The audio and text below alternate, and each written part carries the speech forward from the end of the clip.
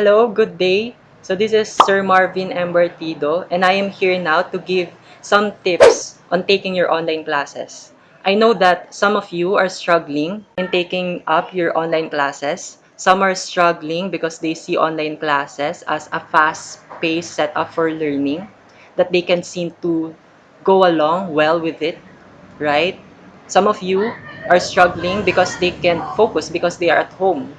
Okay, we are not used to this kind of setup when it comes to learning, right? So I'll try to give you some practical tips on taking your online classes. So I think the most important tip is to treat your online classes the same way you treat your physical classes. The same way you treated your physical classes way back as a serious matter, you also have to take these online classes as a serious matter because it's the same. You are studying. And when you are in an online class, set your mind that you are in a real classroom. When you are in a real classroom, you couldn't be lying on your bed. When you are in a real classroom, you couldn't be browsing your social media. You might be scolded by your professor if you do that in a real classroom. You couldn't be playing mobile games in a real classroom, right? So you have to start treating your online classes the same way you treat your physical classes. Okay, so you also have to find a decent place where you can sit, where you can take down notes as if you are really in a real classroom. That's important. Okay, and also make the time of your course schedule exclusive only to study that course.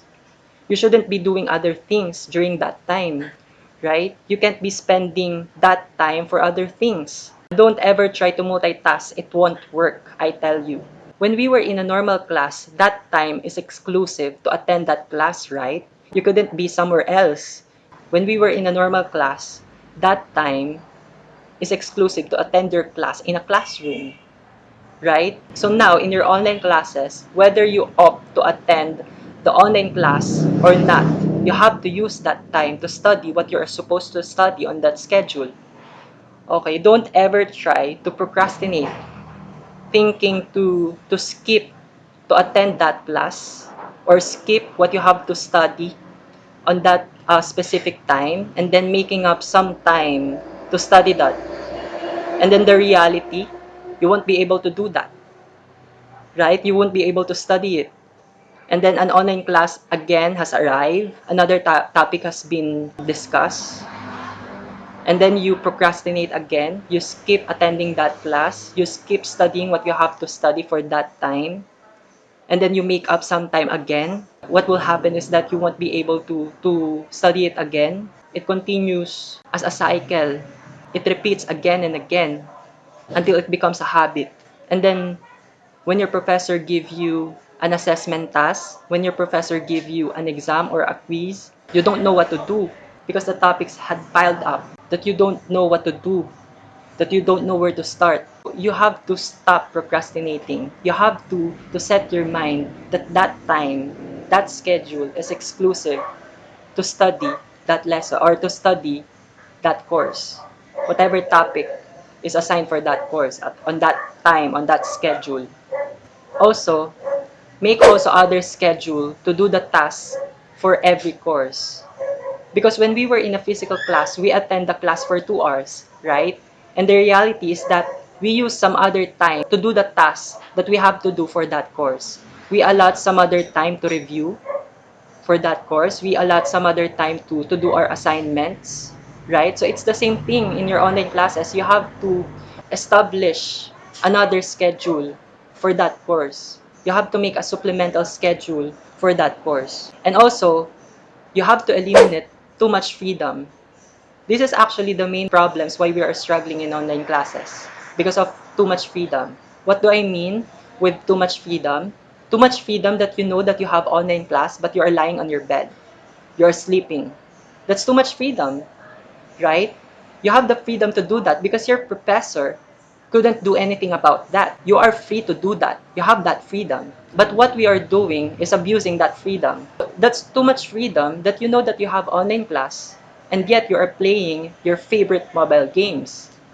It's too much freedom that you know that you have online class, you know that you have a topic that you have to study, and yet you are watching your favorite K-drama.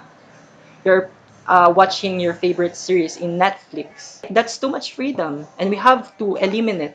If not eliminate, at least we have to lessen that freedom. Our problem is that most of our energy and time go to our freedom.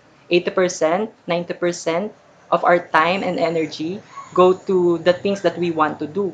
And only 20%, 10% is left for our responsibility, for doing our responsibilities. We have to switch that because too much freedom, it's actually the reason why we are neglecting our responsibility.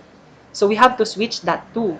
If before you are spending 80%, 90% of your energy, of your time to the things that you want to do, to your freedom, you have to switch that. You have to allot 90%, 80%, 70% of your time to doing your responsibilities and only 20%, 10% to your freedom. But you see, you still have 20%, you still have 10%. It means that you still have the freedom to do the things that you want to do. You still have the freedom to take a nap or sleep.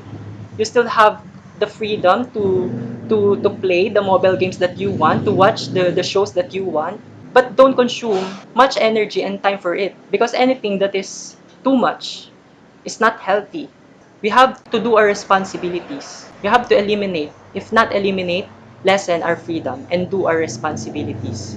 So we have to do our responsibilities in our online classes, in our studies. If we really want to succeed in these online classes, we have to start doing our responsibility. We have to stop complaining and pointing fingers to others, right? And we have to start to have discipline, to have self-control, and be responsible. We have to take these online classes as important because if this is important to you, you will take it seriously. Now, I'll leave that question to you. Is this important to you? Answer that yourself.